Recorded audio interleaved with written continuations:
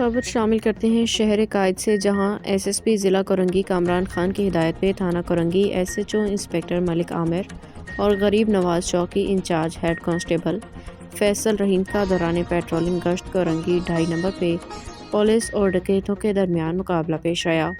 دو طرفہ فائرنگ کے نتیجہ میں دونوں ڈکیتوں کو زخمی حالت میں گرفتار کر لیا گیا۔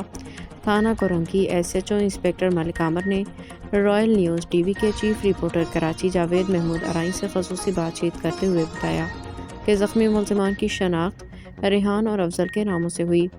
گرفتار ملزمان گلیوں میں اور گھروں کے باہر بیٹھے شہریوں کو لوٹتے تھے۔ پولیس کے مطابق ملزمان کے قبضے سے 2 3 پستول اور 4 موبائل فونز، نقد رقم 16,000 روپے موٹر سائیکل کو تحویل میں لے لیا گیا۔ مین روڈ 2.5 نمبر پہ پولیس اور ڈکیتوں کے درمیان فائرنگ کا تبادلہ، عوام کا رش لگ گیا۔ مجمع میں موجود بہت سے شہریوں نے ان ڈکیتوں کا شناخت کر لیا، جبکہ عوام کی جانب سے ایس ایچ او کورنگی ملک عامر کو سراہا گیا۔ شہریوں کا کہنا ہے کہ کورنگی پولیس اچھا کام کر رہی ہے، سندھ پولیس زندہ باد کے نعرے بھی لگائے۔ پولیس کے مطابق ملزمان کا مزید کرمنل ریکارڈ چیک کیا جا رہا ہے۔